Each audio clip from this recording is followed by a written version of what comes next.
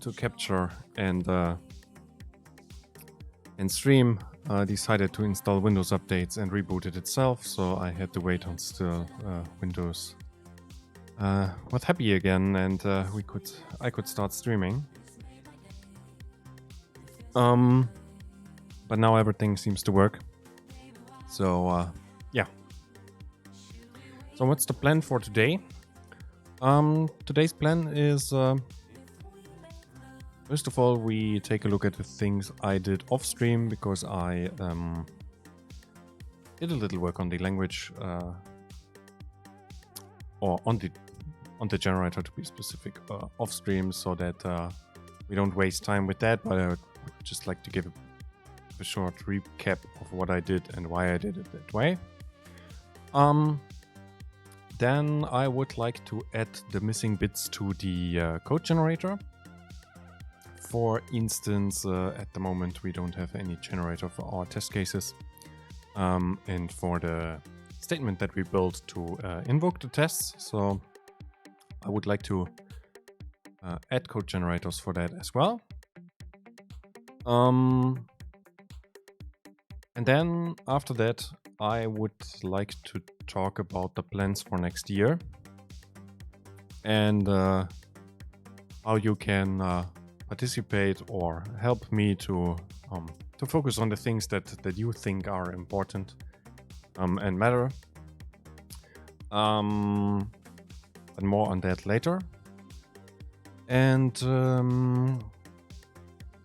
I would also like to update to the latest MPS version today. So after we finished the generator, we will commit everything and then do the migration to MPS 2018.3.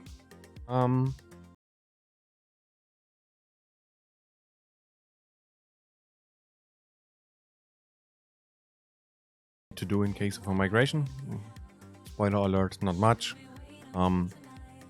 Seems like many people are somehow a bit afraid of migrations and migrating to a new major version of MPS, and hopefully I can actually show that this is not the case and that it's oh, I was still playing the music, so let's cut that.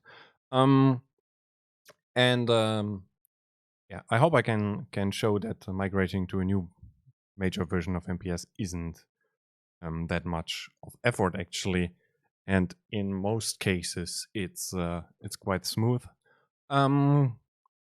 Obviously, if you work on libraries that integrate quite deeply with MPS, like the MPS extensions, then this might be a different story because underlying APIs might have changed and you need to adapt to them.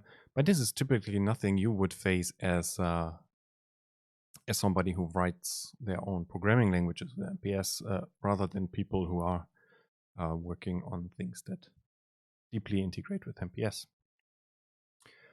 Okay, so I guess enough talking about the general agenda for today, and let's start looking into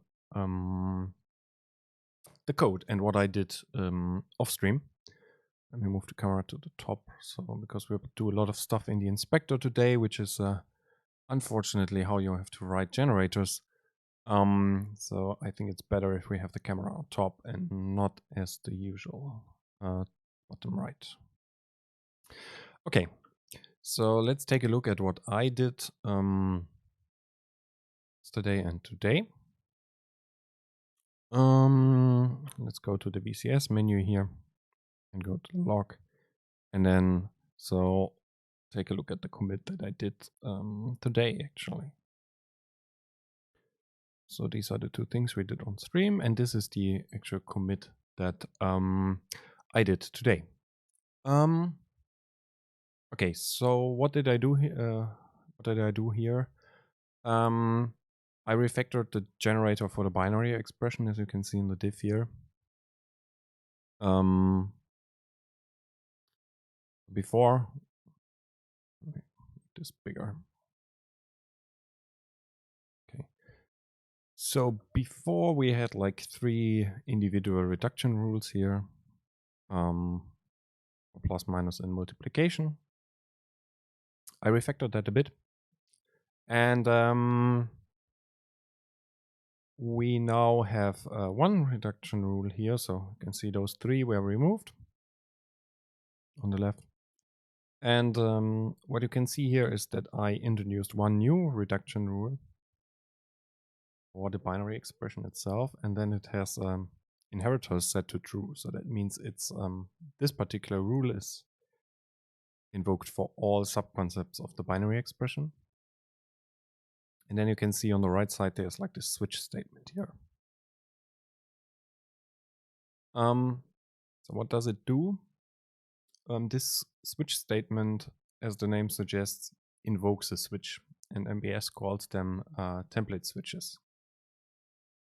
There are two kinds of it.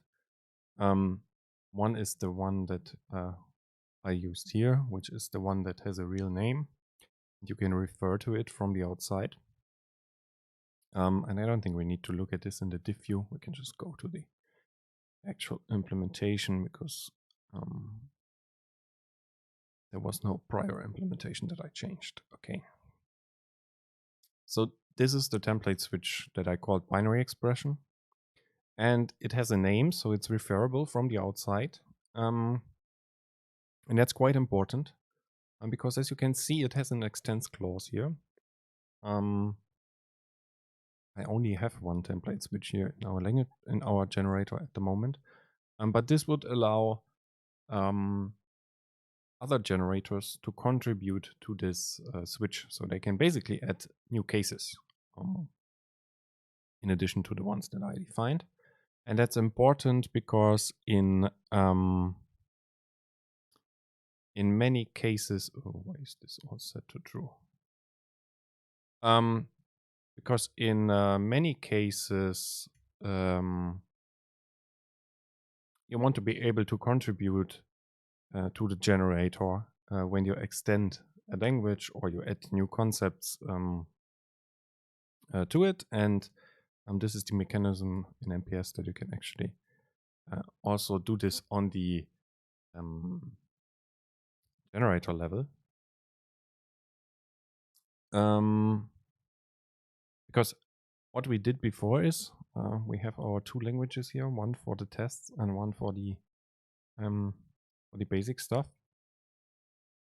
And our generator language is already extending the basic language and adding new concepts for testing, etc. to it. And while we can do this easily on the syntax side, we also need a way to do this on the generator. And template switches are one way of actually doing that. And as you can see, the template switch is fairly straightforward. So what it does is it translates all of our binary expressions that we have in our language to the Java equivalent. And as you can see, they all look pretty much the same.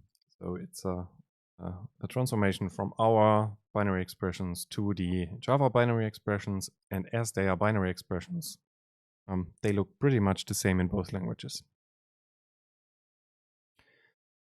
Okay. So now I said there are two ways of defining a template switch, and that one of them has a name and is referable from the outside world. So let's take a look at the other one. So I will just duplicate here the reduction rule for the binary expression. And what we can see here is that now MPS already warns us that we have defined a reduction rule for an abstract concept, and that it will not ever apply unless we set inheritors to true. So in this case, we would set inheritors to true to get rid of the warning. And now on the right side of the transformation rule, if we open the code completion menu, we can see that there is the inline switch here. And if we select that, it basically looks, we can make it look the same as the one we defined in the binary expression switch that we saw before. So if we create a new case, we it's not as comfortable to define here, I would say, as it's in the top level switch or in the top level template switch declaration, because what we only get is what we only get here is down to the code level where we have to define our conditions in something like plain Java.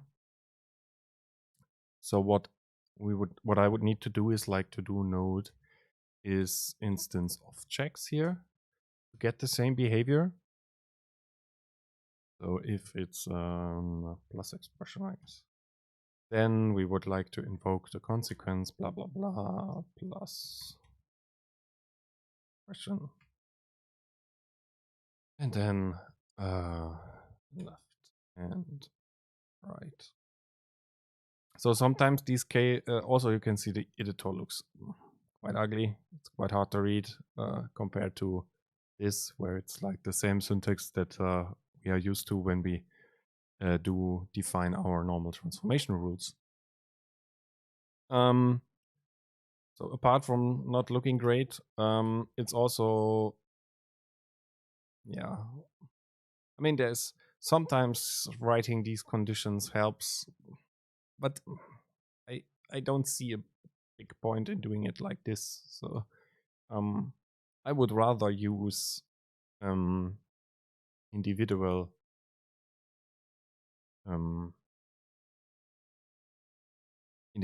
reduction rules here than an inline switch.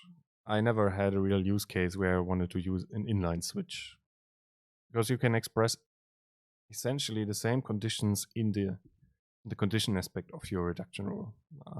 I never felt that this is like something I wanted to use. So yeah, it exists, but I don't know what a good use case for it is. Okay, so let's check if that is actually working, still working. Let me rebuild the languages. And then take a look at the generated Java code for our workbook.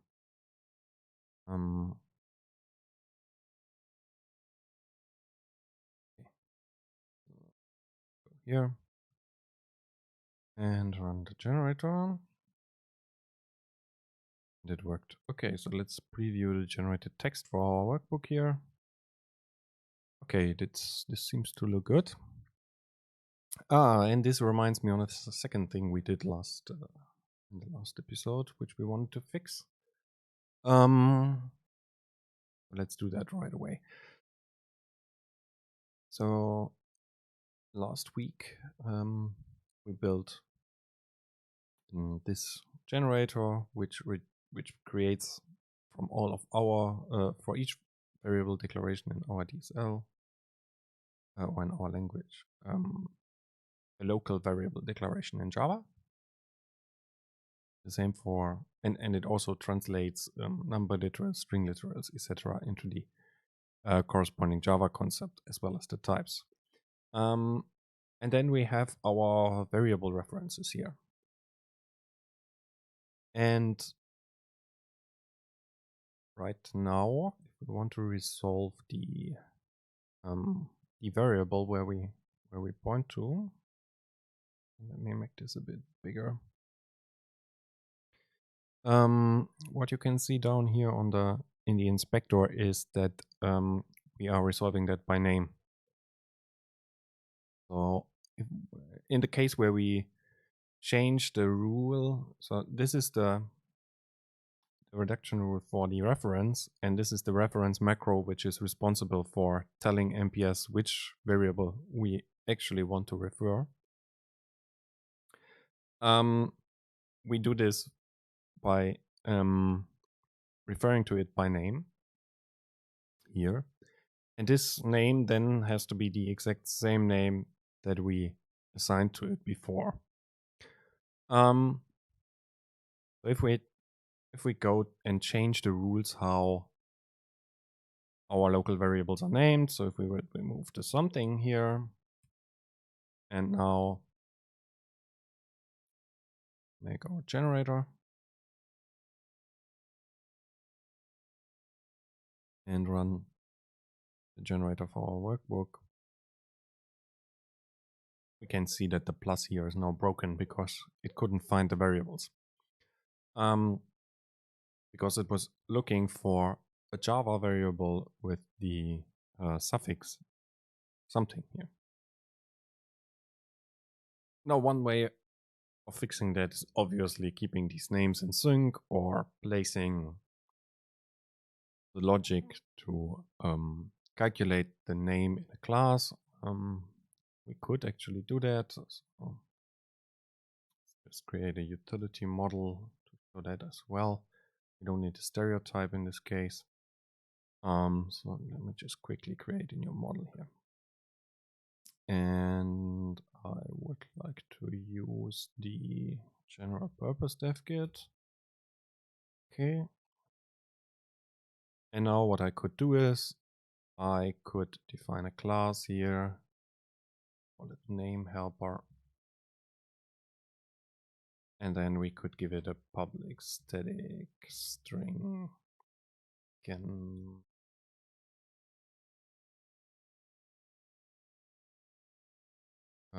var name, and it would take a b variable var and then return the calculated name. In this case, else maybe like this. And now we could use this class in both cases, in both locations. So we could go here,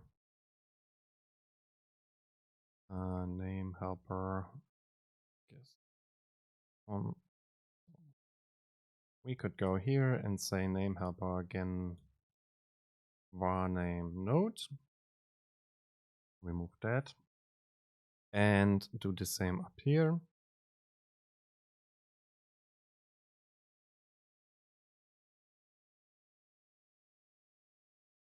Like that. No, it's not the node, it's the node variable. So where we are actually referring to.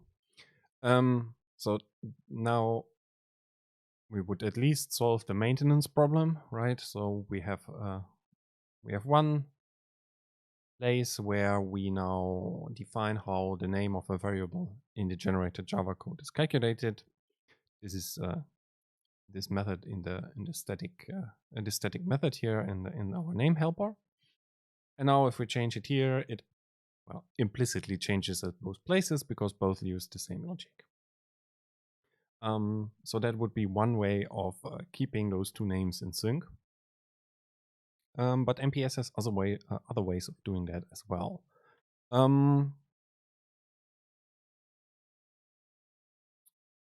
And those ways are directly built into the generator framework of MPS.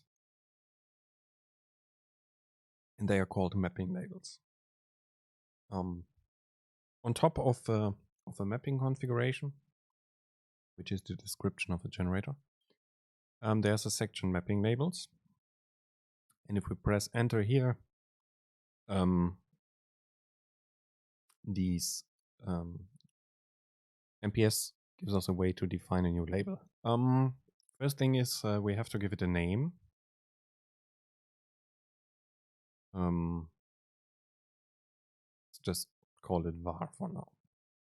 And now the second thing we need to define is a signature. And this signature is oh no, let's start over. So a mapping label is used to record what was the input of one of our generator steps and what was the output. It's basically recording the mapping. In this case, we want to record what kind of local variable was created from our variable that we have in our language. So the B variable concept, for each instance of that, we create a local variable declaration. And I would like to record what was the input and what was the output, so that I can later then ask such a mapping label here. What was the output? And then we do not depend on the name at all. Let me demonstrate how that works. So the mapping should be from B variable to, I think, a local variable declaration statement. Variable declaration statement. Let's import that.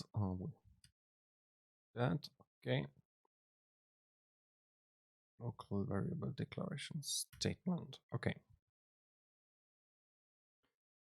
And now, so now we defined how the mapping should, what this var mapping label is used for. So it's used for mappings from variable to local variable declaration statements. And now we need to make use of it. And in the generator language of MPS, there are various places where you can attach these mapping labels.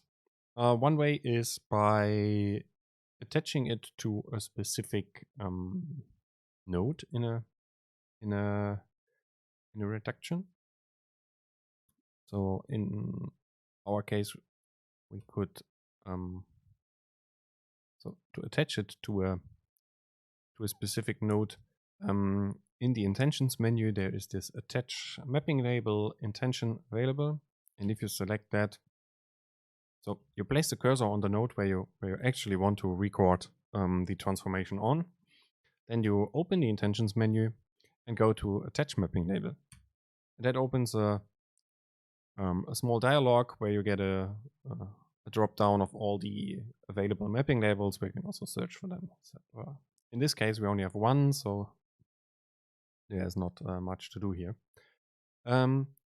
So this would allow us to, so after we did that, the editor looks like this. So we have the label now in here. It's this, it's also using these kind of node macros, like the copy source that we used here in the last episode. And similar to that, the label macro is also just a node macro. But instead of defining how you would like or what you would like to happen during the transformation, this now defines that we want to record what was going on. So we want to record the input and the output of this transformation. A second way to attach that, so not directly, so the label macro is quite helpful if you want to only record like parts of a transformation, because in this case we have multiple outputs, right? So we have a type, for instance, and we have an initializer. And if we don't want to record the complete transformation for the B variable here in this case, we could attach it to just the resulting type, for instance, or for just the resulting initializer. But in my case, it's much simpler, so I want to record the complete transformation. And to do that, we can go to the left side of the reduction rule here, and then take a look in the inspector. And the inspector already has a field here where we can directly attach the mapping label here, like that. And now you can see it also shows up in the editor on the top level, but you can only change it, I think, yeah. Oh, you can also change it in the top level editor. Okay, interesting. We only have one, so only one shows up in the code completion menu. And now what happens is MPS records that transformation, and now we want to use the result. And I would like to use the result at the point where we want to refer to this variable again.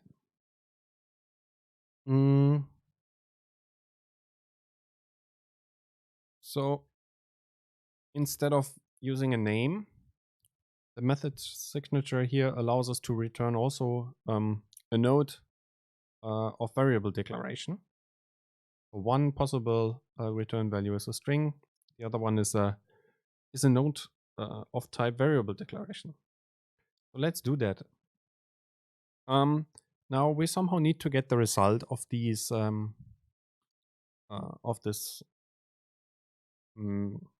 the mapping label. So what was recorded? We want to basically ask the mapping label, give me the output for a given variable. And we can do that down here in the inspector by using the GAN context. So the GAN context provides various utilities to get information about the current generation that is going on. And one information it can provide is the output that was recorded for a mapping label.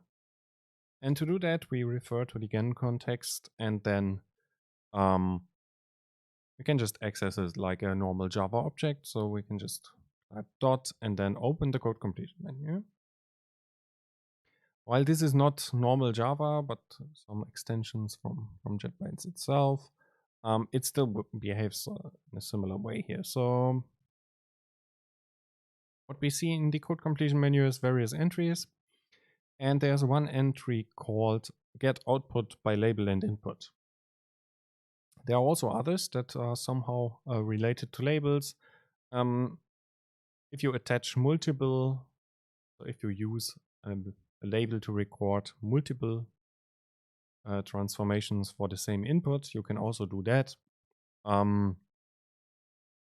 It's not so often used, but sometimes it's useful.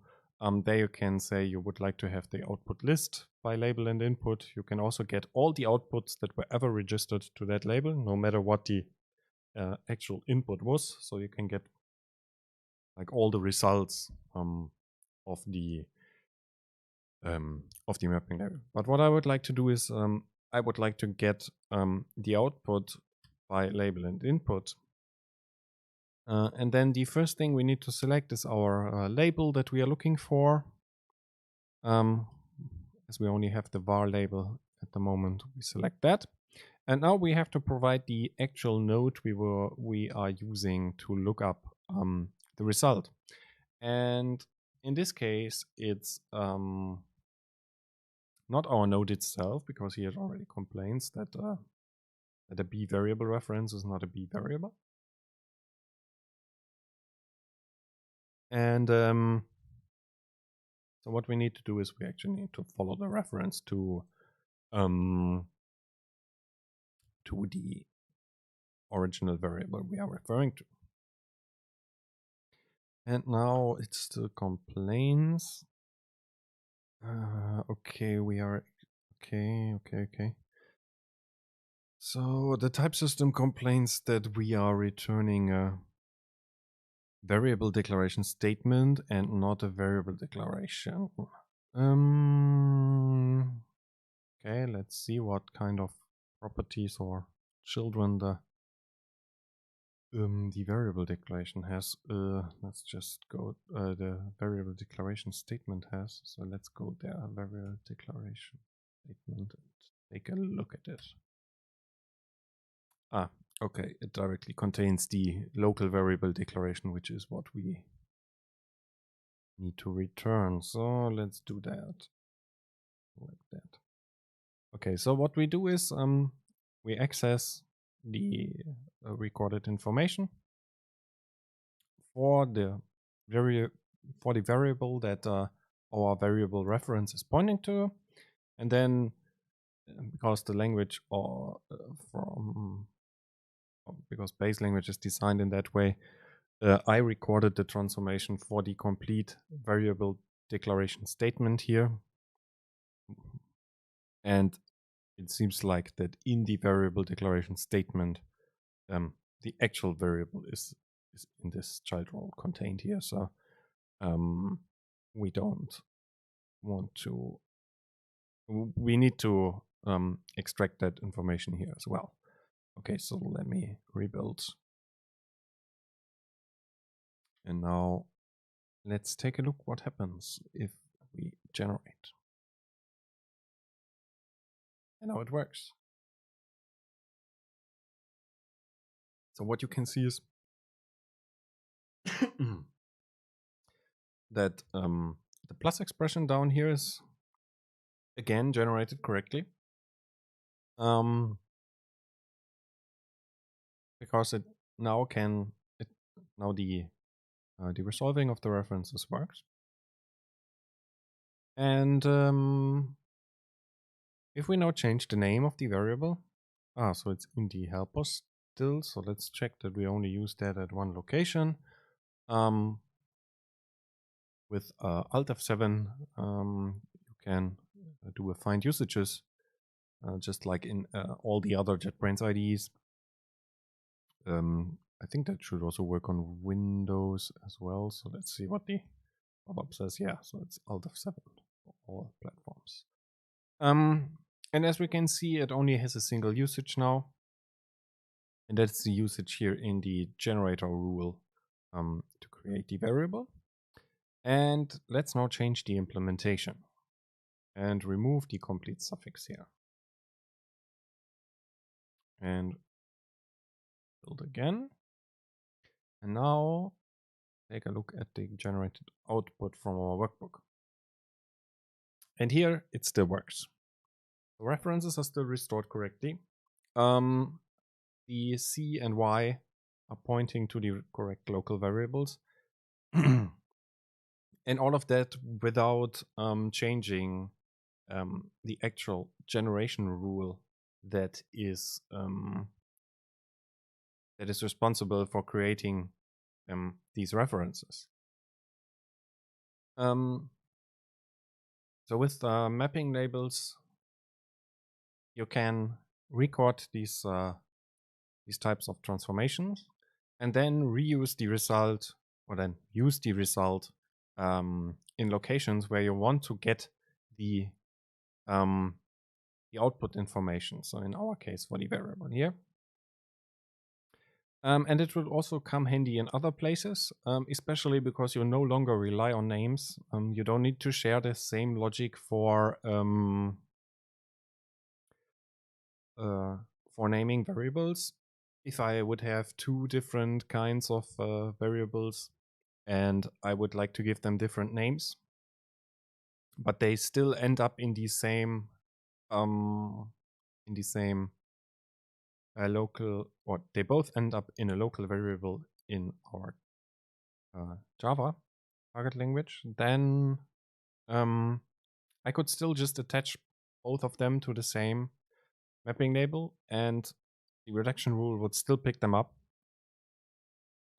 So yeah, mapping labels are quite useful to record the actual things going on during generation and then reuse it later. Okay, so let me commit that actually.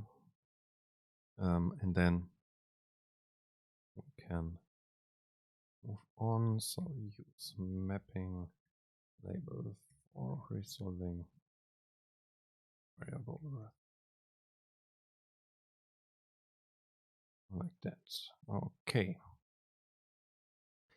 Okay, so next thing is at the moment we have no generator for the tests here. So we have our workbook and we have our test cases, and we also have a statement to invoke the test cases, I think. Execute tests, right? Which would allow us to execute the tests from a workbook. But at the moment, if we run the generator for that, it completely fails. Because here you can see the error that in the generated text, we end up with an error that no text scan was found. And also down here in the during the actual generation messages here, we get an error message that there was no text scan available for this kind of concept. So let's change that and write a generator for our test suites and then for our execute test statement. Now I don't want to do that in the generator that we wrote for the basic language, because all the concepts that we are operating on here, the test case, the execute test statement, and the assert statement, etc., they are all defined in our test language. So we don't have access to them in our generator here. So if I would like to define a mapping rule here for what was it? Execute test statements. You can see there's nothing in here available. Of course, I could import the structure definition of the other language, but this is not what I want to do. I would like to put these the generator for the test language also inside of the test language itself, so that we have two kinds of generators working independently, but still on the same input model and on the handling parts of the input that I get. So how to do that? The same way as we defined the generator for basic language, our test language has already a generator aspect here. And now we need to define the actual mappings here. Let's start with the roots again. So as we did for the basic language, where our only root concept is the workbook, it's similar here in our case, because our only root concept that we have is the test suite. So here is the test suite. I don't think you can see it on stream because it's quite a subtle difference in the actual icon here. So, here you can see that instance can be root is set to true. So let's define a mapping here. It's a root mapping rule, and it's for the concept test suite. And now we need to define the consequence, and I would like to generate a class for each test suite, just as we did for the workbook. So if I open the intentions menu and then select the new root template here, and then I want to create a class. Okay, so first thing is I want to name the class just like the test suite was. I would like to have the same name for the class as the test suite. And we use a property macro for that, similar to what we did for the workbook here. And you might notice something, so let me do that again. When I open the intentions menu here, you can see that there is the very generic add property macro. And if I do that, the inspector pops up, and I have to define how the name is calculated. In this case, it would be simple because it's node.name, like that. So what we do is we assign the name from the test suite to the class that we generate out of it. But let me remove all of that again and go back to the intentions menu. In the intentions menu below the property macro, below the generic property macro entry, there is property macro node name property. And if we select that, MPS automatically creates the property macro here for us that assigns the name from the test suite to the class. So what's MPS doing behind the scenes? It's already analyzing a bit of the structure of your language and suggesting you what kind of macros, what kind of values are suitable for the name of the class here. Okay, now we need to fill the class with content because right now it's quite empty. And similar as I did with the name, I can also open the intentions menu here. And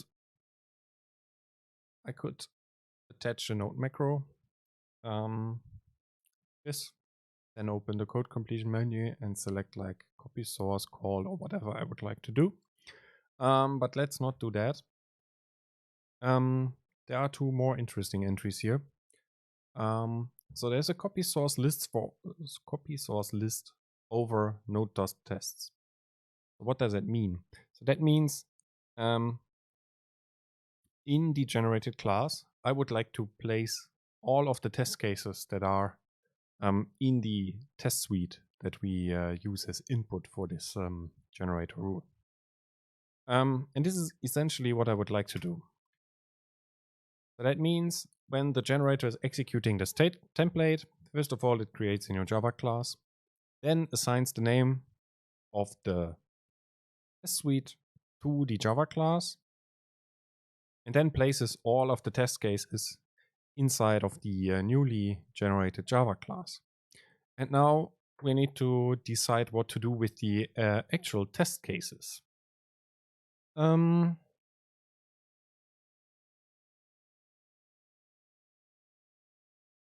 And our test cases are not a root concept, so we use reduction rules for them to transform them in place, in this case, in the Java class for the test suite, into something else. So I create a reduction rule for test case. And now the consequence here. Let me actually do that with context because it illustrates a bit how you can actually use the reduction, the context, the template with context. So last time we talked about abandoned input. I showed the inline switch and we heavily used the inline template last time. But there's also inline template with context. And I will show how to use that now. Okay, so what the inline template with context allows us to do is to write arbitrary context code and then annotate in this in the context that we wrote what is the actual result of the transformation from that. Let me make an example. So I'm creating a class here with the name dummy. It doesn't really matter because this is only context we define at the moment. This is not the actual result of the transformation. And now I would like to put a public static void something in here. And now for each, so for a test case, I would like to, I don't want to create a complete class, right? So I somehow need to tell the generator what's the result of this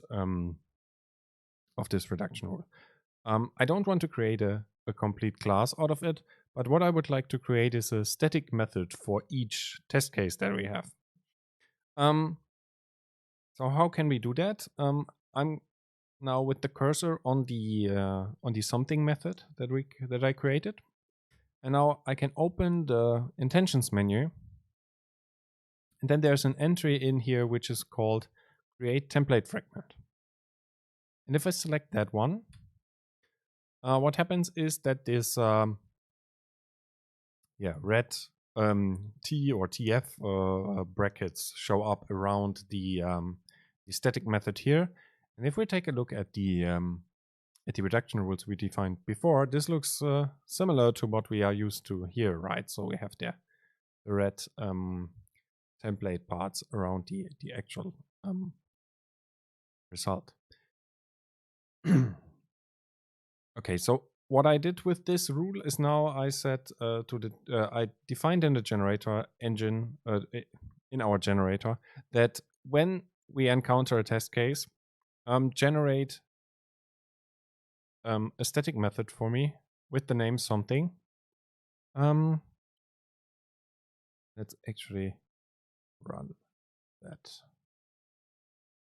and see if it works. Okay. I will delete the executes test statement here because we haven't done any generator for that yet. Because before we can actually execute the tests, we need to generate something out of them. Let's remove that. And now let's take a look what the generator will do out of this test suite, my tests. Let me select preview generated text. What you can see is it has created a class, my tests. So it has the same name as the test suite. And now there are two methods in there, both have the same name at the moment, but two static methods were generated. And we have two text cases here, right? At the moment, I think we still have a problem here because test cases don't have constraints on their name yet, so they can be they can have a name like anything here. Yeah, let's fix that later. Not yet. Okay. Now I don't want all the methods to have the name something, so I want to have them I would like that they have the same name as the name of the test case, like this. So I'm selecting the property macro to assign the name of the test case to the resulting method. And now let's take a look again. What happens when we generate text for my test case here? Okay. Yeah, they now have the same name as the tests, but the tests have no constraints on their name, which means this is not this is not compilable Java code because the method names are not allowed to have spaces. And we should actually fix that. There are now two ways of fixing that. One way is that we simply add a constraint to the name of the test case. So if we go to our language definition and then to the test case, yeah, we can see it has no constraints yet. So what we could do here is we could add a constraint for the name of the test case and forbid spaces, for instance, or basically have the same constraints as Java identifiers have. And then if you create a test case that has a name that is not a valid Java identifier, our language would not accept that. But what we can also do is we can make our generator a bit smarter and have logic to recover from this. So let me define a utility model on the generator here, where I can put code for that we then call during the generation. So just like I did with the name helper in the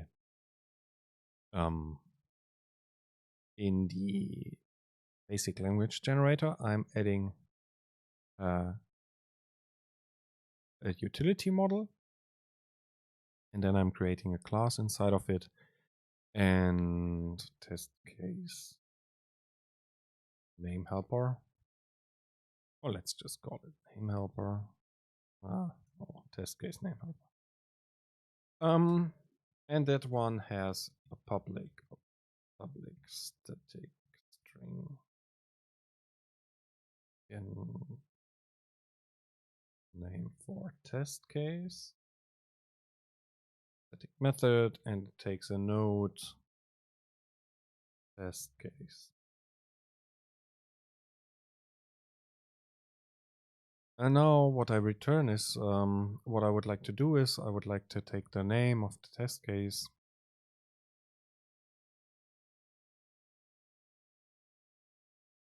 and for now only replace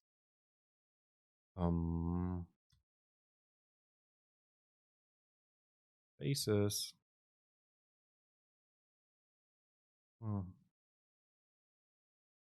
Spaces with nothing. And return that. At the moment, this is pretty simple because we don't, or let's not replace them with nothing. Let's replace them with underscores. Because that should be valid. And now let's go back to our generator here. And now we need to change the logic how the name of the resulting method is calculated. Instead of directly using the name of the test case, we use our test case name helper. And instead to give us the name for the test case. Now let's build and run it. Tests. Give you a generator code. Okay. So now the names are valid Java identifiers, but our test cases are still empty. So we somehow need to tell the generator what to do with the content. At the moment, the generator rule here says only create a method and do nothing else.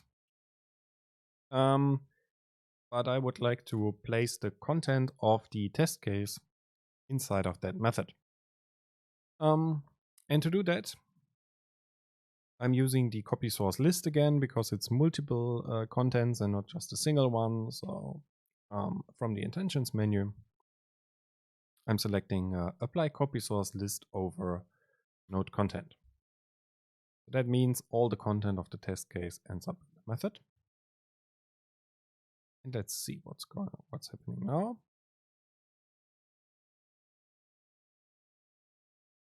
Okay, first thing I notice is we forgot to define a text generator for our Boolean. Or I forgot to define a generator for the Boolean type. Let's fix that. But what you already see here is that we added a generator for our test cases, but we didn't need to specify anything that should happen with a variable declaration, for instance. So MPS picked up that that these two generators need to get executed for the input because it's a test case, but it's also using concepts from the basic language. But for the concepts from the basic language, we already defined a generator, and that generator is then automatically executed as well. And in that generator, I will now add a handling for our Boolean types because, yeah, I only added string and integer types here to our generator. So let me add the Boolean type as well. And we want to have an inline template, and that should end up in a Java Boolean. Let's run make again and take a look at the generated text. Okay. So now our variables have the correct type. Boolean here, it also ends up in the generated Java file. And we are still missing any generator for our assert statement, which is the last statement here in the test case. And we need to define a generator for that as well.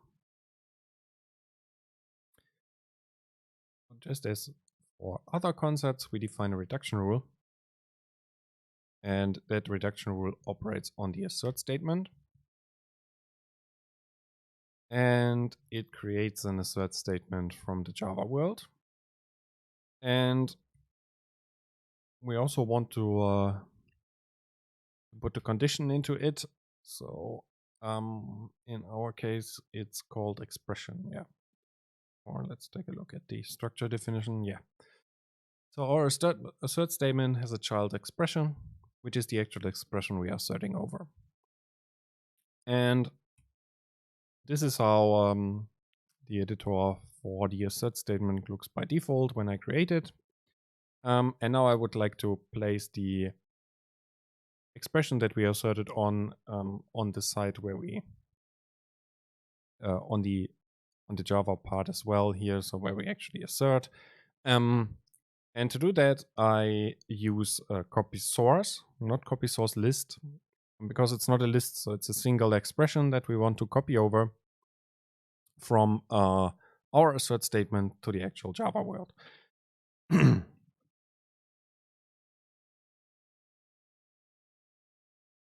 Okay, make and preview generated text.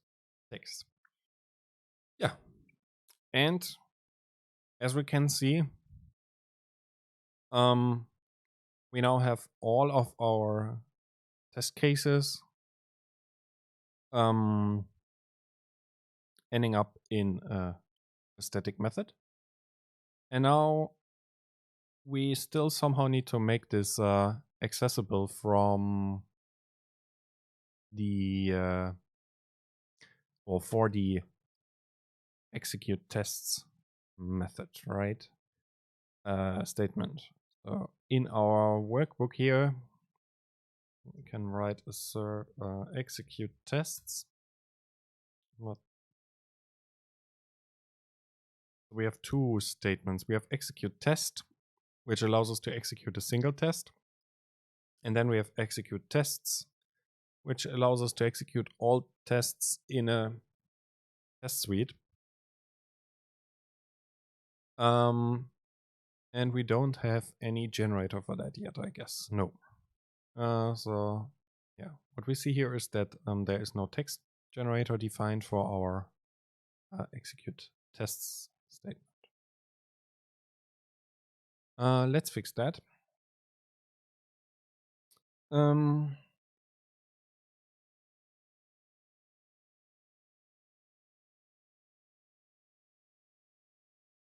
we have a bit of a problem, because in the generated Java code, well, not really a problem. So we have two ways of solving that now.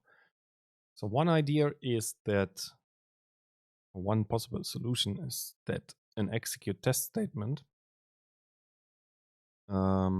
is not resulting in a single statement in the Java class, but in method calls to all the test cases that are in the test suite here.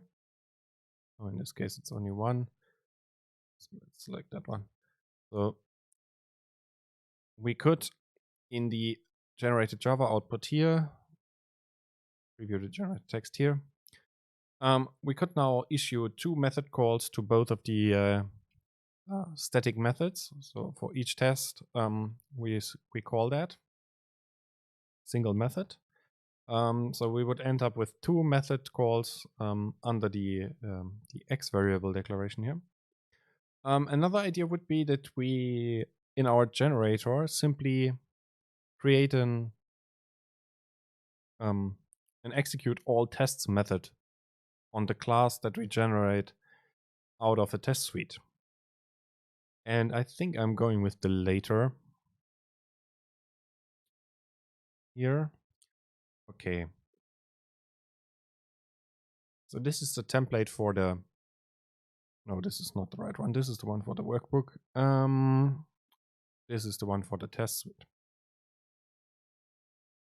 So what I would like to do is, apart from placing all of the test cases in the method that I generate out of the test suite, I would also like to put in there a method called execute all tests. So let's do static, public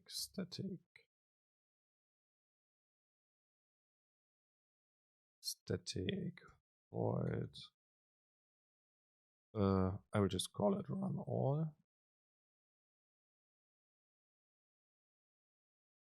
And now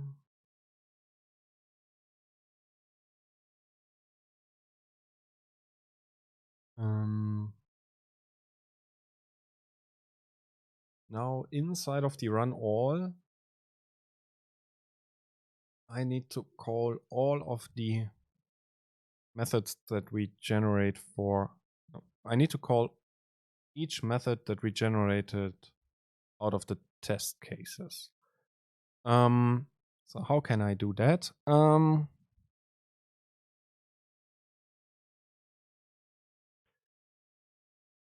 So let me first write some. So this would be complete nonsense because it's a recursive call and would never terminate, so it would just blow up the stack.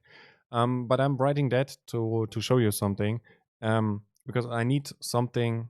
I need to define what I want to generate, and in this case, it's a method call here. So it's an expression statement with a method call, because this is the way how you invoke a method. And in this case, I'm referring to myself, but I will fix that in a second. And now on the expression statement here, before we used copy source list, which places the test cases, which would now copy over the test cases here right at this into the run all method. But what I would like to do is I would like to create a method call for each of the tests and not copy them over. And I can do that by using a loop macro here. While loop macros are something that we aren't using that often, because they hard code because they are not as extensible as other methods of achieving that. But in this case, we don't. There's not much to that, which will make this a problem. So what I want to do is I'm defining like a for each here. So for each test case, I'm creating a method call. Now, at the moment, this would result in method calls to run all. Let's see what happens if we execute that. I mean, we won't run the generated code, but we can at least take a look at the generated code output so that we get an idea of what's now going on with this generator definition. My tests here, and now do preview generated text. Okay, so what has happened? We generated the class just as before. We generated two methods for the test cases, or one for each test case. And we generated the run all method. And the run all method at the moment contains two calls to itself, because we have two test cases. The loop here is executed twice. If I would add a third test case, let's do that. Let me actually close the other stuff here. Yeah.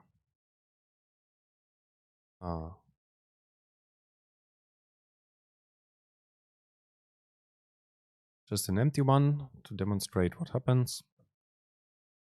Like that. Now it's 3. So we can see that our loop is executed. But now we need to change the result of that loop. Let's do that. Let's go back to the generator here. And inside of the loop, what we would like to do is we would still like to generate issue the method call, but we don't want to call the run all method. We want to call the method for each test case, right? So each time we execute the loop here, we want to change the target of this method call to the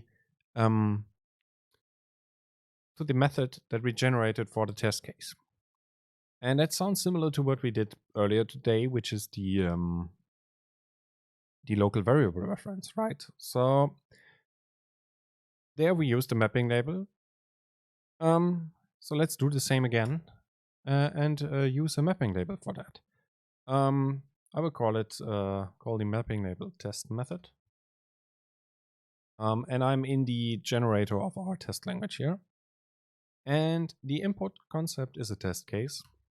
And the output concept is a static method declaration, I think is the concept called. Let's take a look here. So in the inspector, so I'm now in the reduction rule for the test case. And as usual in the inspector in MPS, you can see the concept that you are that the cursor is currently on, and you can see that this is a static method declaration. So this is what the output for this mapping label should be: static. Oh, I have not imported it, so let's import it. Static method declaration here. And yes, I would like to add that dependency. Static method declaration. And now, first thing I'm doing is I'm attaching the label. So in our test case, just as I did for the variable, for the local variable, I'm attaching it to the template fragment directly in the inspector down here, and then select the test method mapping label. And now back to the loop macro here. What I would like to do is I would like to change the reference here for the run all from run alt to something else. And to do that, I'm using a reference macro again, just as we did for the variable reference. And now, just as we did for the variable reference, I'm going to the again context and asking it for the output of a given label.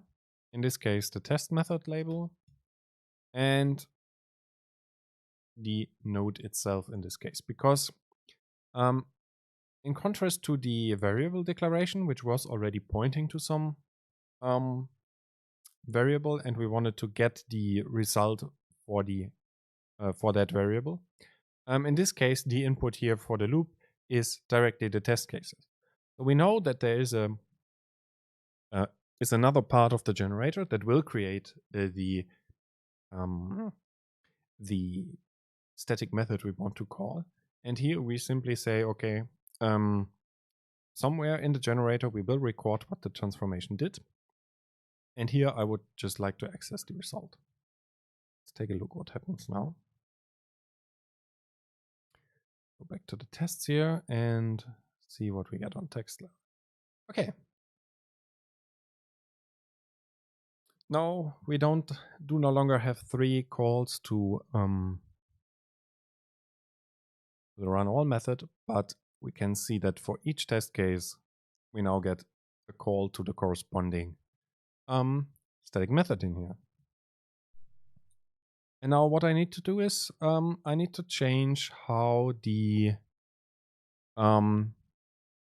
or I don't need to change, I need to introduce actually a generator for the execute tests statement. Another reduction rule. And in this case, I'm using it with I'm using the with context rule consequence again. And I'm creating a class and call it dummy. And now I'm first creating some context that I can reuse later in the actual template. So the thing I'm creating now is a static method, because I will need that. Static void test case, like that. I'm not putting any content into it because this is just a placeholder stub, so to say, that I can reference it later in my actual template, or the part that is the result of this reduction. And I'm creating another method here.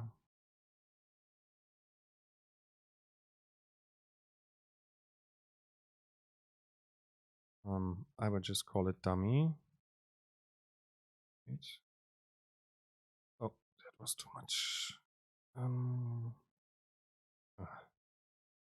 Public static dummy.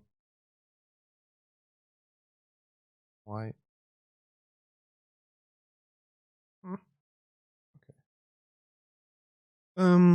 Okay, so this is now my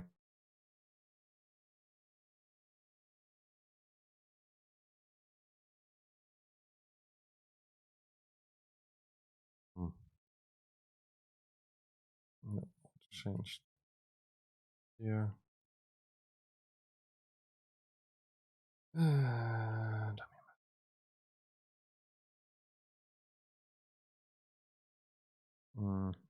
And let me rename that because there are now 2 dummy classes here. Execute context like that. And now I'm writing the code that I would like to be the result of the execute test, which in this case is a static method call to the test case method. In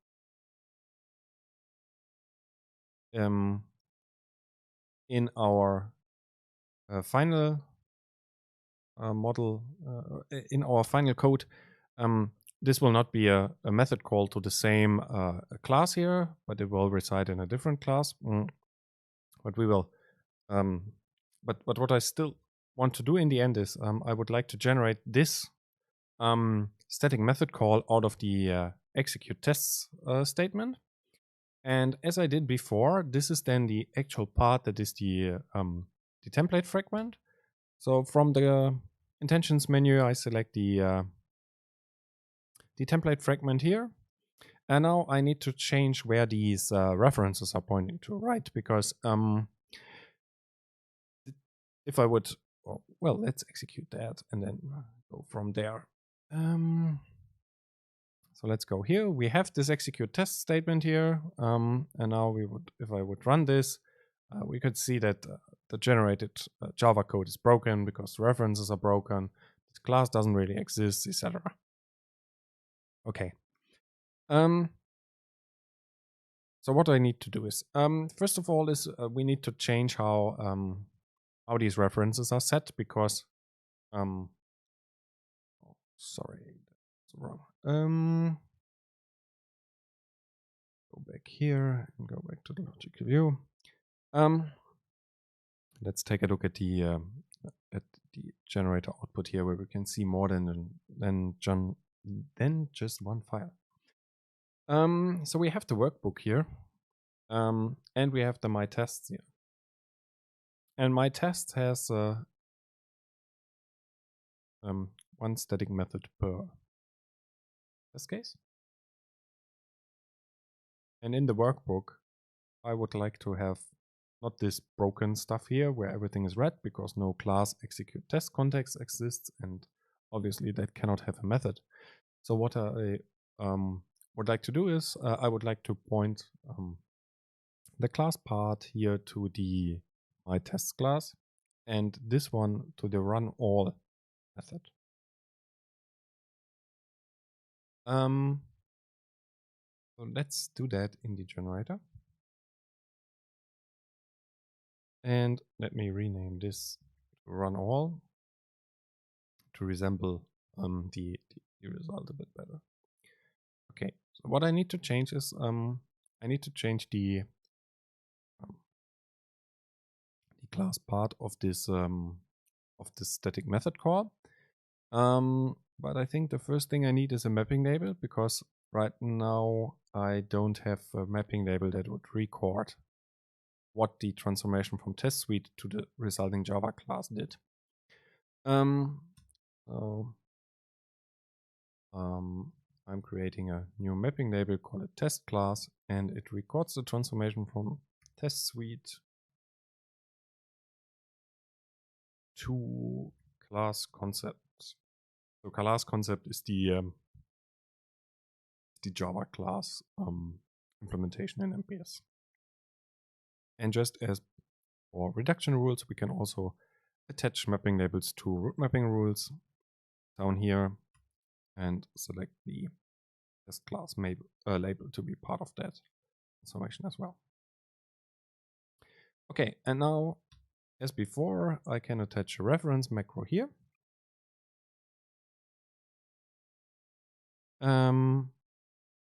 And access the again context and now use the label that I just defined.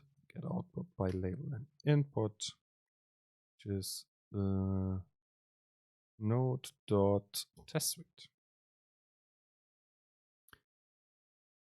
Let's take a look what happens now.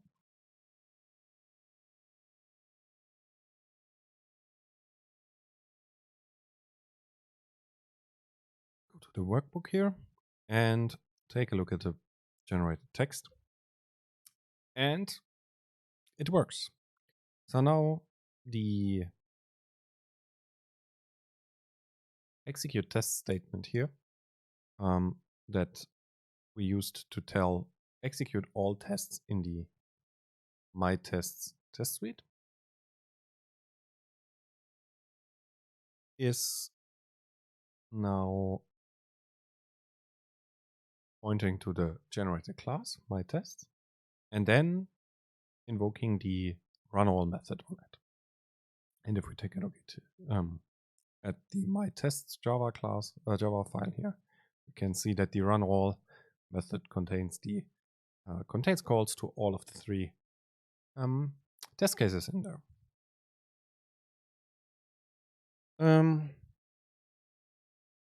That seems to work. Let's commit that.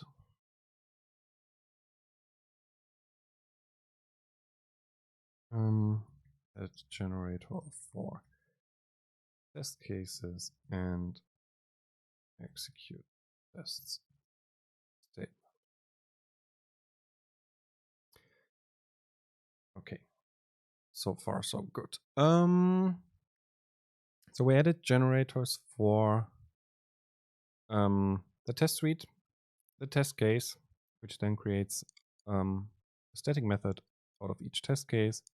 We added a generator for the assert statement, which is basically doing a simple transformation from our assert to a Java assert. And then we added a generator for the execute tests statement,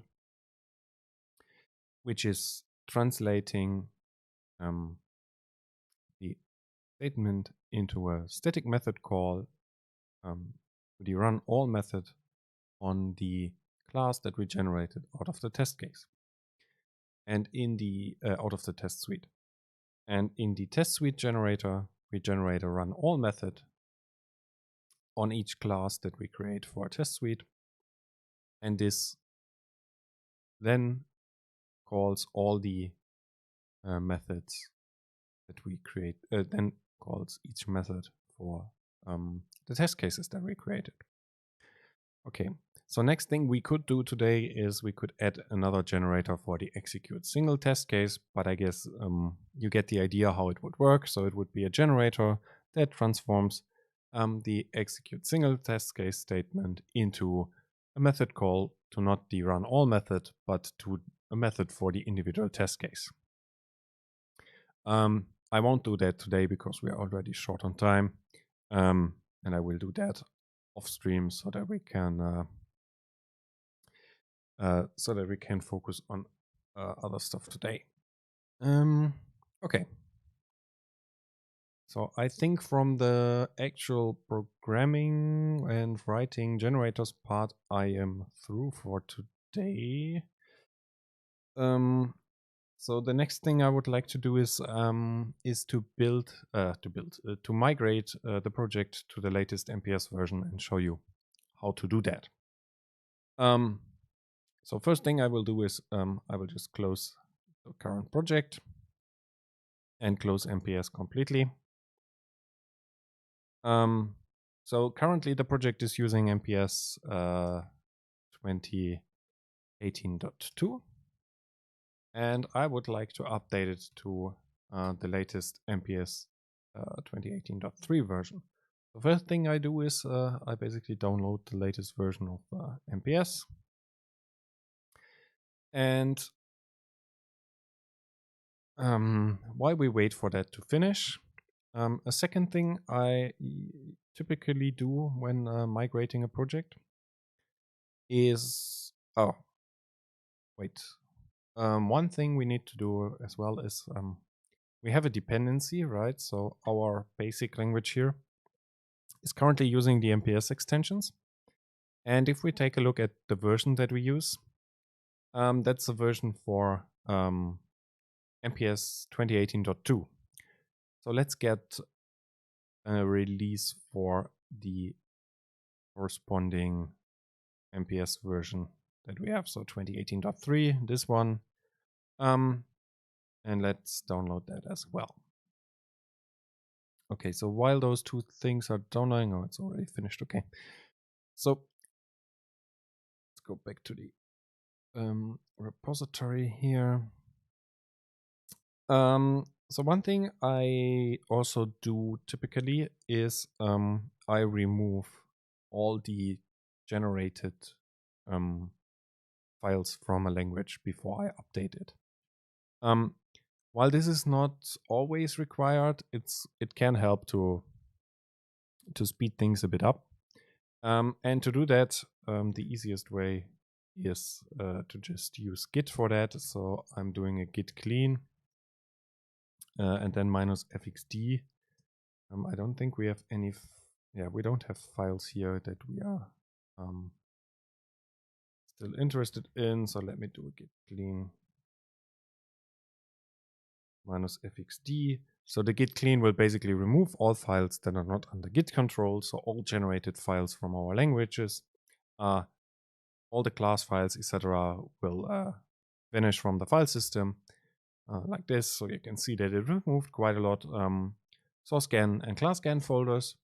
So this is just that I don't have any old generated code from my languages on disk, and that MPS will not accidentally pick up the old code. That usually speeds up the migration quite a bit.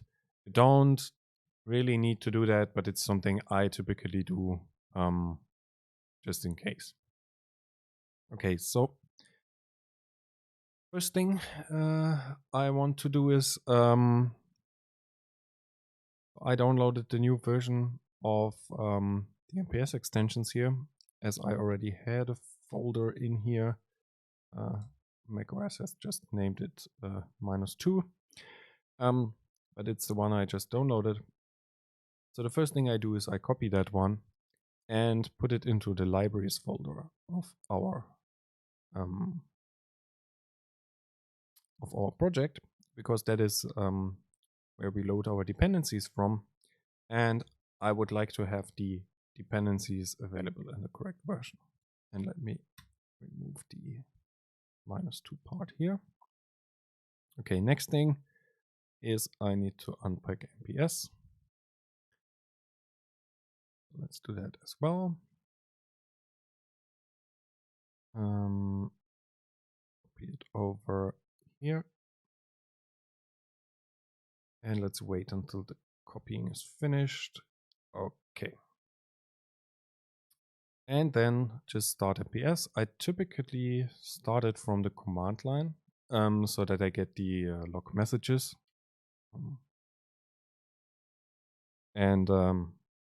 Well, this is not something it's required to do, but it's sometimes helpful to get the log output from MPS. But I don't think we need it today, so let's just start it normally. Okay, so let's have it start up. No, I don't want to import any settings.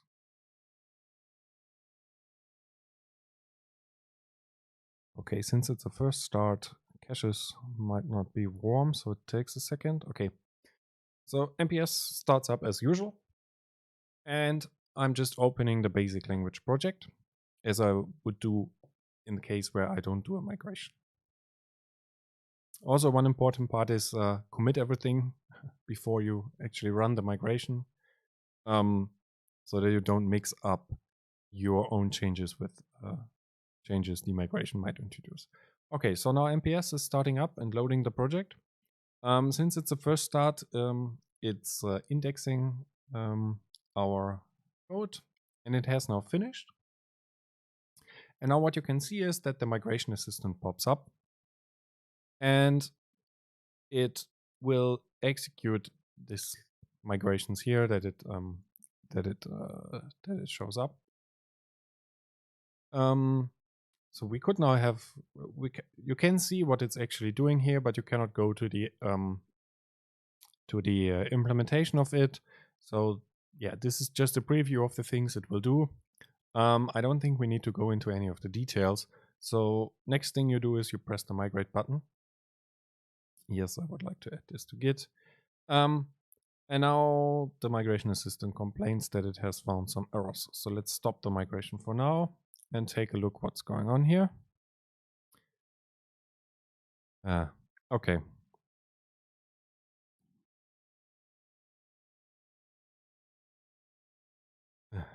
So what you see now is that MPS complains that there are some concepts missing. And this is obviously because our languages are not built, because yeah, this is a bit of a chicken egg problem. In my case, I have my tests and my sandbox in the same project as the language. And as the language is currently not built, MPS cannot find the concepts of our language, obviously. So what the migration assistant does before it's actually migrating, it's executing a model check. And the model check here returned 115 errors, all of them in the tests and in the sandbox, which is, yeah, quite strange that it would actually do that. So I think in this case we are pretty safe to ignore them, but it makes it quite strange to if you have the similar project structure, you would always end up with this kind of errors in case you want to migrate your project, because this is how the model checker was built. I think this should behave differently. So how can I now rerun the migration again? So I reviewed all of these 115 errors, obviously each individual one, and came to the conclusion that they are all nonsense because they are part of the these are errors because my own language is not built, which I deliberately did because I don't want my language to be built before it's migrated. And in some cases, you can't even build it. So how do we now retrigger the migration assistant when we came to this conclusion? We go up to the file menu up here and go to the migration menu, and then we can say run migration assistant. And then the dialog simply pops up again, just as it did when we first opened the project. And now I'm clicking migrate. It still complains that the model checker has found issues in the project, but we are sure that they are not relevant for the migration. So we say ignore and continue. And the migration assistant has finished successfully. So let's click. If we now click finish, what happens is that the project is reloaded. Like that. And now we can actually rebuild our languages here. Take a second, rebuild them.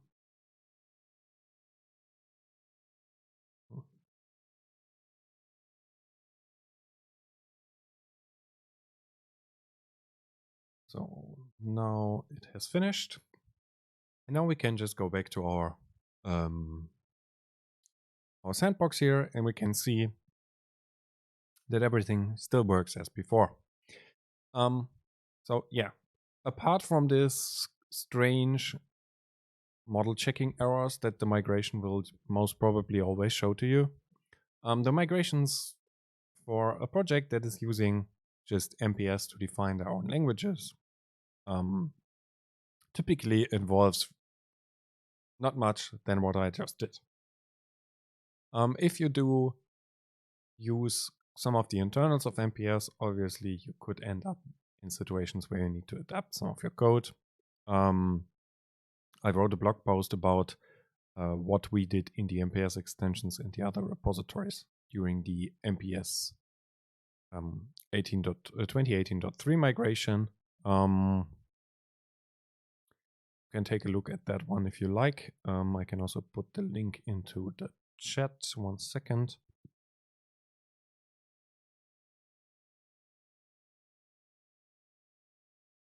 No, I don't sign in. So that one is here.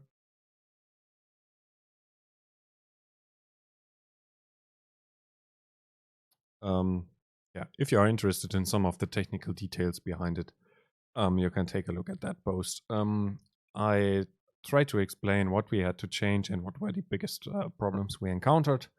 And it might help you to get an idea about what happens in a code base that uses more of the internals of MPS and what we actually learned from it. Okay, so next thing, after you executed the migration and you checked that everything is working correctly, so the next thing I would typically do is run the tests. Here, so I have my tests for the language here, and now I would just, I don't want to debug them, run them.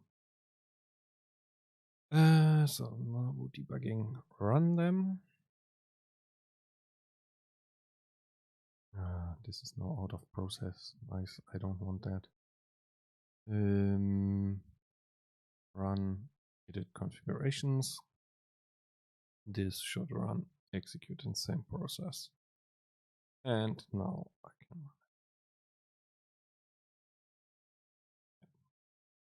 Okay. And eventually all 14 tests that we have passed. So everything seems still to work. The next thing I would typically do is commit the results. Migrated, executed,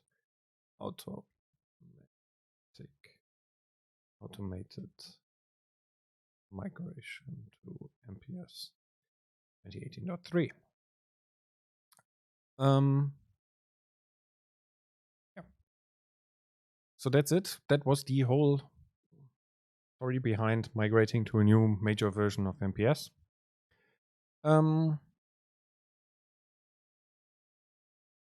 So let's finish the actual coding parts and talk about what I would like to do next year. So as I mentioned earlier, the code is on GitHub, so it's there. And inside of the repository, I created some issues, which are ideas about, which are basically ideas of what we could do in further streams next year. So my current plan is to do 2 streams on the 8th and the 10th of January with the regular schedule. So Tuesdays at 8 and Thursdays at Thursdays most probably also at 8 now, because 8 seems to fit better than 7. I will write another blog post about that actually.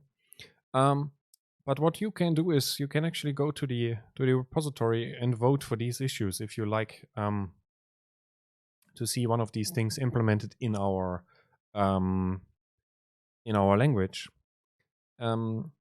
We can briefly go through some of them. So one idea is to add CI build and tests, which I did for another project as one of the very first streams, but I think it's still useful for the project. Another thing is we could add support for functions, maybe even for higher order functions that you can pass them around. Right now, we don't have any support in the language for that. So we only have the possibility to have the workbook and then describe some statements in there. Another idea is support for objects. So defining data structures, initializing them, instantiating them, accessing the values on the objects, and maybe even inheritance. I haven't really made a plan about that. Another idea was is to add a completely different language, which allows you to describe a state machine. Very simple with only states, transitions, and some actions. Maybe guards, I don't know. But the main idea there is to take a look at graphical editors, so how we can represent the state machine with a graphical editor inside of MPS. Then another idea is that our very simplistic number types or type system for numbers could get much more features, and one of them could be ranges, so that you can define not just this is an integer or this is a floating point. You could define that this is a floating point with a range from -1 to +10 or something like that. And then the type system would also be smart enough to take these into account when doing arithmetic operations. So adding two numbers of a range basically would result in the sum of the two ranges, etc. Then another thing is, it's a pretty new feature that was released last week. It's shadow models is the name, and that is basically near real-time transformations, similar to generators, but really executed incrementally when you change the model. I haven't looked into it in any detail myself, so this might be an interesting thing to do. We could re-implement our generators with like shadow models, for example, and then use that to see how that actually works. Another idea was to add an interpreter for our language, so that we can directly in the IDE interpret the code that we wrote there. We could also execute tests in real time in the IDE, so our execute test statement or that we saw today could work directly in the IDE, and then we could show the results back to the user right in the editor. And then we could also take a look at how this whole interpreter story could work with not only showing that in the IDE, but really executing the tests that the user wrote as generated code, but also from the interpreter side, and then compare those two results so that we can be sure that the two implementations behave correctly. Another thing that I haven't added yet is a type system for physical units, so that you could add a second dimension to types, like this is not just an integer, but the integer represents a length. And then we could also do that in a quite advanced way, so that the type system can actually take these units into account when doing arithmetic operations. So if you multiply or if you divide distance by time, you get a speed. And then the type system would know that you can actually assign that to a variable that has the physical unit speed, for instance. So yeah, these are some ideas. Feel free to add your own ideas to the GitHub repository, or to vote on any of these things I created there. You can find them with the with this link here, which takes you to the to all the issues tagged with the label idea for next year. So yeah.